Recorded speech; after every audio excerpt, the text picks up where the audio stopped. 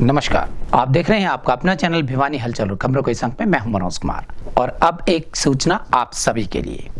हमारे सभी दर्शकों से हमारा निवेदन है कि यदि आपके आसपास किसी भी क्षेत्र में किसी भी तरह की जन समस्या है तो आप तुरंत हमें 7056 पर संपर्क करें। हमारे रिपोर्टर्स आप तक पहुंचेंगे और आपकी आवाज बन आपकी समस्या के समाधान की कोशिश अवश्य करेंगे। आइए सबसे पहले डालते हैं एक नजर आज की हेडलाइंस पर।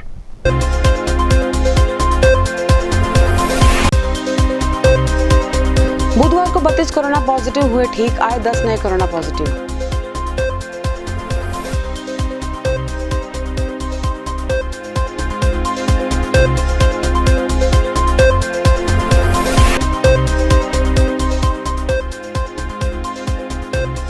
पांचवें नवरात्रे हुई स्कंद माता की पूजा अर्चना।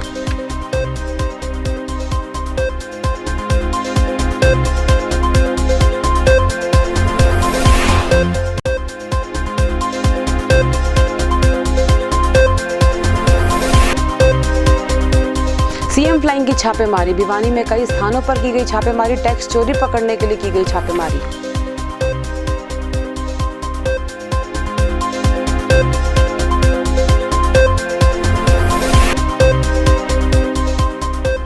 रक्त की एक बूंद जरूरतमंद व्यक्ति को नया जीवन प्रदान करती है, कहा अतिरिक्त उपायुक्त ने।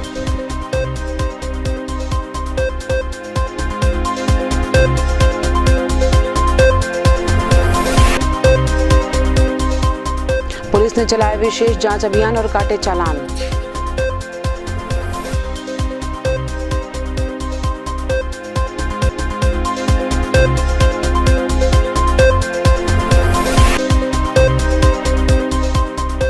रेलवे कर्मचारियों ने रोष प्रदर्शन कर मनाया बोनस दिवस और किया धरना प्रदर्शन।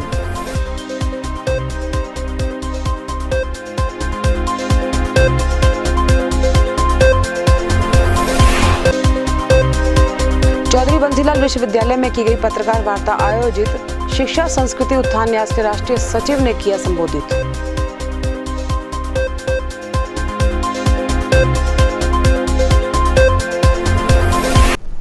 और अब खबरें विस्तार से। भिवानी जिले में बुधवार को दोपहर तक आई रिपोर्ट्स के अनुसार 32 कोरोना पॉजिटिव ठीक हुए और 10 नए कोरोना पॉजिटिव केसेस सामने आए हैं। इस तरह से यहां आए कुल 3417 केसेस में से 3140 ठीक हो चुके हैं और 229 एक्टिव केसेस बचे हैं। वहीं दोपहर तक 850 सैंपल्स लेकर जांच के लिए भेजे गए। जिले में बुधवार दोपहर तक 10 नए कोरोना पॉजिटिव केस सामने आए, जिनमें से 3 तो शाम से, एक बवानी खेड़ा, एक गांव खरक कला से, एक जीता खेड़ी से, एक गांव बड़वा, एक गांव सागवान से, एक वार्ड नंबर 5 बवानी खेड़ा से और एक जागृति कॉलोनी भिवानी से है। अब तक जिले में कुल 3417 कोरोना पॉजिटिव हो चुके हैं, जिसमें से 3140 ठीक हो चुके हैं। अब जिले में कोरोना के 229 एक्टिव केस हैं। खबर लिखे जाने तक बुधवार को जिले से 850 सैंपल लिए जा चुके थे। वहीं जिले में बुधवार को 32 कोरोना पॉजिटिव ठीक भी हुए। नवरात्रों के 5वें दिन माता के भक्तों द्वारा घरों व मंदिरों में स्कंद माता की पूजा अर्चना की गई। छोटी काशी नाम से जानी जाने वाली भिवानी में जहां अनेक मंदिरों में पूजा की गई, वहीं दुर्गा कॉलोनी स्थित प्राचीन मंदिर में 1947 से जल रही अखंड ज्योत के साथ साथ नवरात्रों में करीबन 700 श्रद्धालुओं द्वारा अखंड ज्योत जलवाई जा रही है। भिवानी शहर छोटी काशी के नाम से प्रसिद्ध है और यहाँ करीबन 360 से अधिक छोटे बड़े मंदिर हैं। छोटी काशी में नवरात्रों के दौरान बड़ी ही धूमधाम से माता रानी की पूजा की जाती है। आज 5वें नवरात्र को स्कंद माता की पूजा अर्चना की गई। नवरात्रों के दौरान दुर्गा कॉलोनी स्थित प्राचीन माता मंदिर में करीबन 600 से 700 श्रद्धालुओं द्वारा अखंड ज्योत जलाई जा रही है। इस मंदिर की कथा भी बहुत ही पुरानी है। अधिक जानकारी देते हुए मंदिर के पुजारी ने बताया कि उनके पिताजी 1947 में पाकिस्तान से ज्योत लेकर आए थे, जो कि आज भी मंदिर में जल रही है। इस मंदिर में सैकड़ों की संख्या में श्रद्धालु अपनी पूजा करने आते हैं, लेकिन कोविड-19 के चलते खास सावधानियों के साथ, यानी कि मास्क लगाकर और सैनिटाइजर होने के बाद ही श्रद्धालुओं को मंदिर में माता के दर्शन के लिए अंदर बुलाया जाता है। आज 5वां नवरात्र है माता का। यहाँ से पाकिस्तान से ज्योत आई हुई है। यहाँ पे लोग जो आता है उनकी मनोकामना पूर्ण होती है। जो भी कुछ मांगता है उसकी सबकी मनोकामना पूर्ण होती है।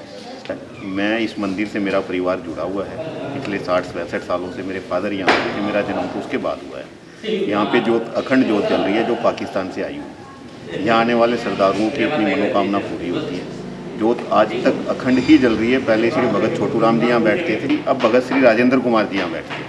अब भी लोगों की मनोकामना पूरी होती है। मेरा पूरा परिवार यहाँ आता रहा है, आता रहेगा। तो सर इस मंदिर की खासियत क्या है? यहाँ आने वाले भक्तों की सारी मनोकामना पूरी होती है जी। कोई यहाँ किसी तरह की परेशानी नहीं, किसी तरह का किसी के ऊपर कोई बर्डन नहीं, कोई डिमांड नहीं। आता है अपना मत्था टेको, अपनी प्रार्थना करो और जाओ। मेरा नाम सुमन है। सुमन जी कहाँ से आए हो आप? मैं मंडी आदमपुर से आई हूँ, हिसार जिला से।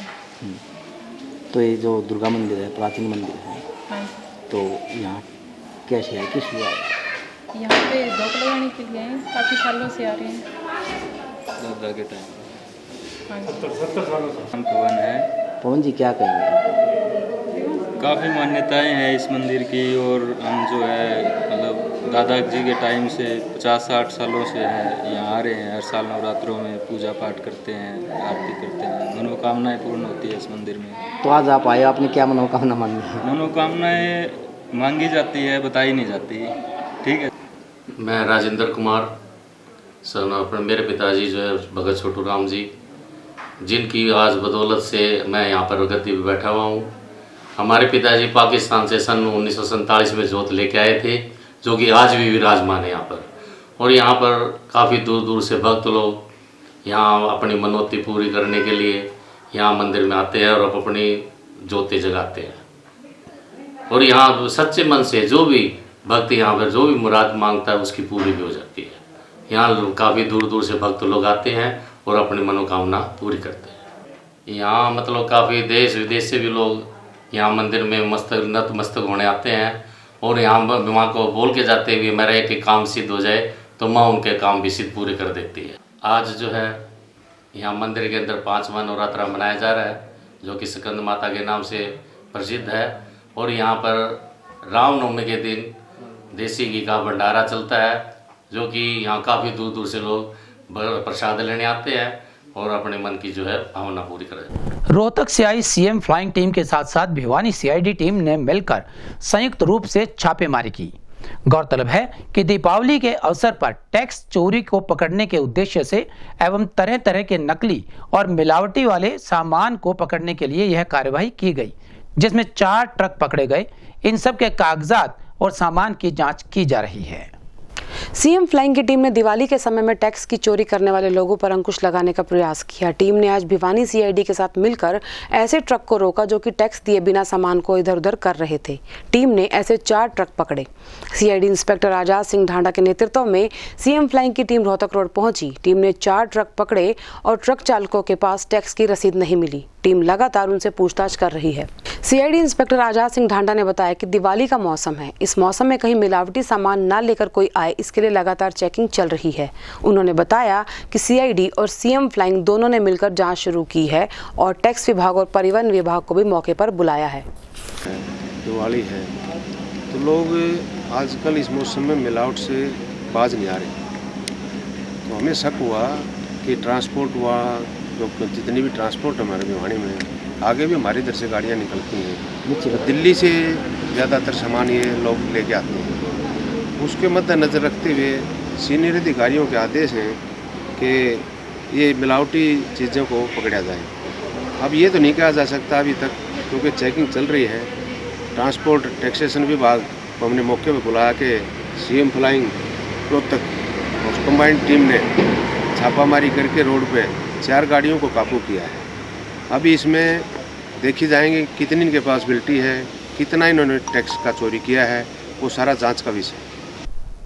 रक्त का कोई विकल्प नहीं है। रक्त की एक बूंद जरूरतमंद व्यक्ति को नया जीवन प्रदान कर सकती है।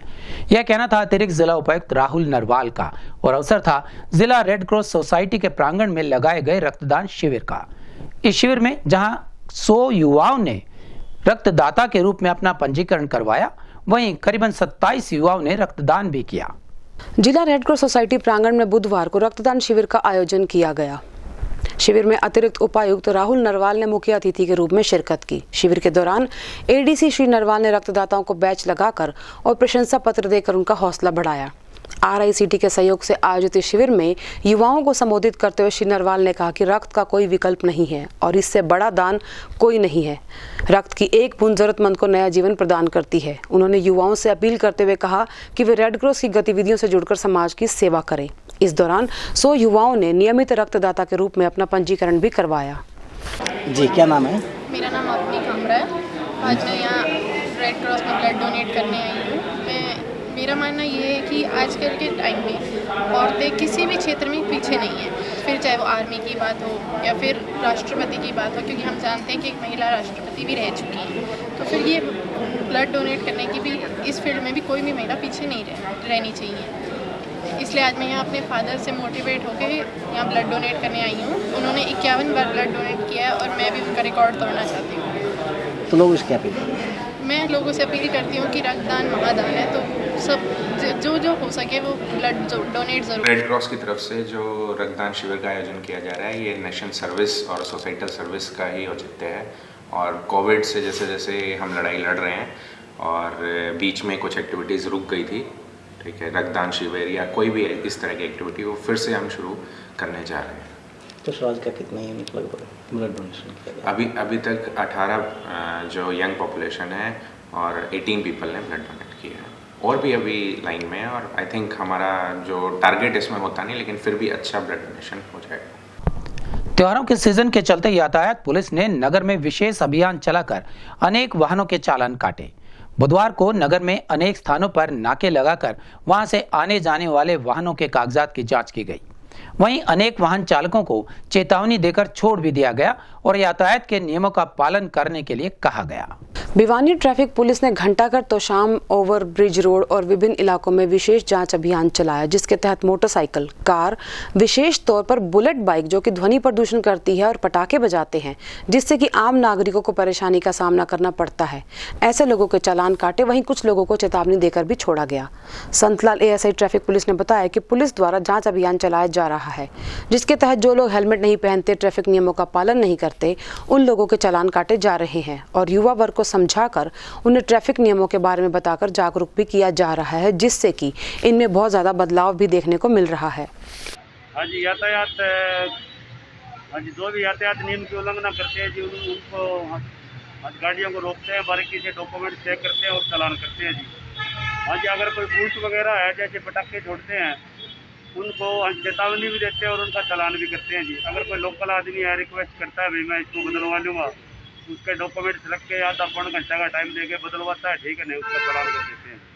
तो सर, आप जो ये युवा वर्ग ज़्यादा इसमें इन्वॉल्व है, तो आप उनको क्या कहना चाहेंगे? युवा वर्ग को तो ज़्यादा ट्रैफिक नियमों के बारे में समझाते हैं जी, बताते हैं, और ज़्यादा युवा बच्चे उस पर इस बात का अमल भी करते हैं, ट्रैफिक नियम की पालना भी करते हैं समझाने के बाद में। और मेरे हिसाब से अगर युवा बच्चों को ज़्यादा समझाना ही अच्छा है जी, अगर उनका चालान करेंगे तो उनका भय खत्म हो जाएगा। All India Railway Men's Federation की स्टैंडिंग कमेटी द्वारा बोनस की मांग को लेकर जोनल लेवल पर धरना प्रदर्शन किया गया। इन कर्मचारियों का कहना था कि यदि उन्हें दिए जाने वाले बोनस की घोषणा जल्द ही नहीं की जाती है तो उन्हें आंदोलन के लिए मजबूर होना पड़ेगा, जिसके चलते रेलवे का चक्का जाम भी किया जा सकता है। देश भर में मंगलवार को रेलवे कर्मचारियों द्वारा रोष प्रदर्शन कर बोनस दिवस मनाया गया और इसी दौरान रेलवे कर्मचारियों ने धरना प्रदर्शन भी किया और बोनस की मांग की। इस दौरान कर्मचारियों ने कहा कि All India Railway Men's Federation की स्टैंडिंग कमेटी के फैसले के अनुसार 21 अक्टूबर तक यदि बोनस का ऐलान नहीं हुआ तो 22 अक्टूबर को रेल का चक्का जाम किया जाएगा। इस दौरान शाखा से लेकर जोन स्तर पर धरना प्रदर्शन रैली भी की गई। साथ ही सरकार को 21 अक्टूबर तक का समय भी दिया गया। उन्होंने कहा कि ये उनका हक है और उत्पादकता पर आधारित बोनस का मतलब साफ है कि रेल कर्मचारियों ने अपनी मेहनत से ये कमाया है। नाइट ड्यूटी अलाउंस पर उन्होंने कहा कि अगर नाइट ड्यूटी अलाउंस नहीं दिया गया तो नाइट ड्यूटी भी तत्काल ही बंद कर दी जाएगी और उनकी अगर मांगे नहीं मानी गई तो 22 अक्टूबर को चक्का जाम किया जाएगा। हमारी जो ये फेस्टिवल बोनस जो अनाउंस होता था हर बार दुर्गा पूजा से पहले अनाउंस कर दिया जाता था, लेकिन बड़ा खेद का विषय है कि हम 2019 और 20 का वर्ष का जो हमने काम किया है, लगातार काम किया है, उसके बोनस का भुगतान की तारीख को अभी तक घोषित नहीं किया है। रेलवे बोर्ड द्वारा ये हमारी जो मांग है ये वित्त मंत्रालय तक भेज दी गई है, लेकिन अब तक वित्त मंत्रालय की तरफ से कोई भी घोषणा नहीं की गई है।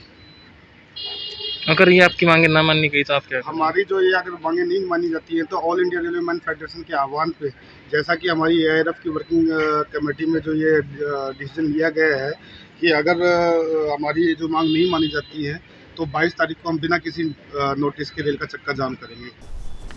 राष्ट्रीय शिक्षा नीति 2020 का क्रियान्वयन हमें क्रमबद्ध तरीके से करना होगा ताकि हम समस्या के बजाय समाधान की ओर बढ़ें। यह कहना था शिक्षा, संस्कृति, उत्थान न्यास के राष्ट्रीय सचिव अतुल कोठारी का। स्थानीय चौधरी बंसीलाल विश्वविद्यालय में हुए एक विशेष कार्यक्रम में मुख्य अतिथि के रूप में पहुंचकर उन्होंने शिक्षा नीति 2020 से संबंधित अनेक आयामों पर विस्तार से चर्चा की। राष्ट्रीय शिक्षा नीति 2020 का मुख्य उद्देश्य विद्यार्थियों का समग्र विकास एवं भारतीय ज्ञान परंपरा का हर स्तर पर समावेश होना जरूरी है। ये विचार शिक्षा, संस्कृति, उत्थान न्यास के राष्ट्रीय सचिव अतुल कोठारी ने विश्वविद्यालय के जनसंपर्क मामले विभाग के सौजन्य से आयोजित प्रेस कॉन्फ्रेंस में पत्रकारों को संबोधित करते हुए कहे। उन्होंने कहा कि राष्ट्रीय शिक्षा नीति में विद्यार्थियों के समग्र विकास, व्यावसायिक शिक्षा, अनुसंधान एवं चॉइस बेस्ड क्रेडिट सिस्टम के माध्यम से विषय चुनने की आज़ादी विद्यार्थियों को दी गई है। राष्ट्रीय शिक्षा नीति में विद्यार्थियों को भारतीय भाषाओं में अनुसंधान एवं शोध के प्रति बढ़ावा देने का प्रावधान है।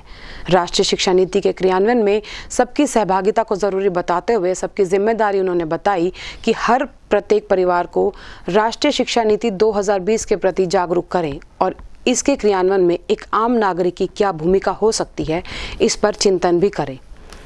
उन्होंने महाविद्यालय के प्राचार्य, विश्वविद्यालय के शैक्षणिक कर्मचारियों को भी विशेष कार्यक्रम के तहत चरित्र निर्माण, वैदिक गणित, आत्मनिर्भर भारत, पर्यावरण संरक्षण एवं शिक्षा सतत समित उपभोग अभियान पर भी संबोधित किया। और कुल मिलाकर देश भर में हम लोग प्रयास ये लगे हुए हैं कि नीति जो आई है वो तो काफ़ी अच्छी आई है और देश भर में उसकी काफ़ी प्रशंसा हो रही है। एक प्रकार से कहे कि 185 वर्ष के बाद भारत केंद्रित नीति आई है और इसके परिणाम स्वरूप कई बातों में बदलाव आया। जैसे मंत्रालय का नाम बदल गया, मानव संसाधन विकास मंत्रालय का नाम शिक्षा मंत्रालय हो गया, क्योंकि कई पत्रकारों ने मुझे पूछा था कि नाम बदलने से क्या होगा। जी जी, मैंने कहा भाई कोई भी नाम होता है वो शब्दों से बनता है और उसी के आधार पर संरचनाएं खड़ी होती हैं। तो जैसे ही नीति में नाम बदलने का विषय आ गया तो पहले हम मनुष्य को एक संसाधन के रूप में विचार करके नीति बनाते थे और अभी शिक्षा के संदर्भ में और शिक्षा में जो मनुष्य का उद्देश्य है और हमारा भारतीय संदर्भ में जो मनुष्य के बारे में उद्देश्य है, कल्पना है, वो समान है। ये मनुष्य तो एक चेतना युक्त जीवित प्राणी है और ये मनुष्य चरित्रवान और व्यक्तित्व के समग्र विकसित ऐसा व्यक्तित्व उनका बने बालकों का, वो मूलभूत उद्देश्य है शिक्षा का। तो इस बात का भी इस नीति में समावेश किया गया है कि शिक्षा का मूल उद्देश्य चरित्र निर्माण, व्यक्तित्व का समग्र विकास होना चाहिए। दूसरी एक महत्वपूर्ण बात इस नीति में है कि एक समग्रता की दृष्टि है इस नीति में, समग्रता की सर्वांगीण और एकात्म दृष्टि इस नीति में है।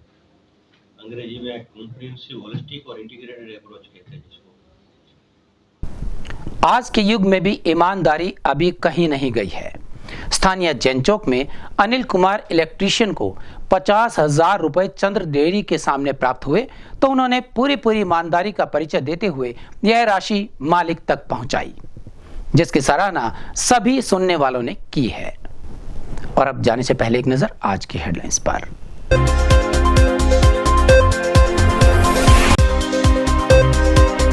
बुधवार को 32 कोरोना पॉजिटिव हुए ठीक, आए 10 नए कोरोना पॉजिटिव।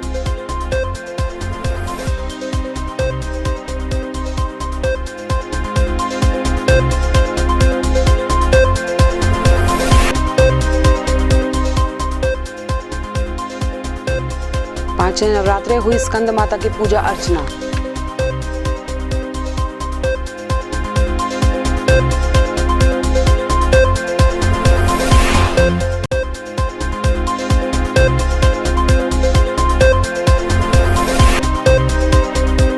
सीएम फ्लाइंग की छापेमारी, भिवानी में कई स्थानों पर की गई छापेमारी, टैक्स चोरी पकड़ने के लिए की गई छापेमारी।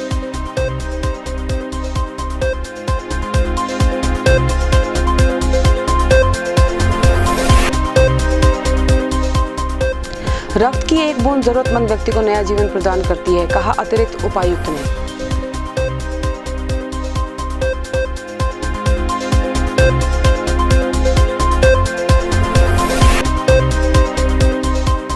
पुलिस ने चलाया विशेष जांच अभियान और काटे चालान।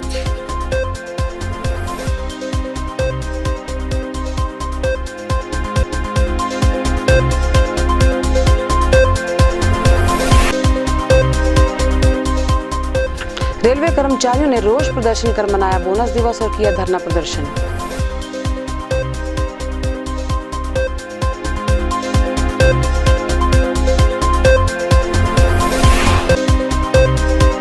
चौधरी बंसीलाल विश्वविद्यालय में की गई पत्रकार वार्ता आयोजित शिक्षा संस्कृति उत्थान न्यास के राष्ट्रीय सचिव ने किया संबोधित।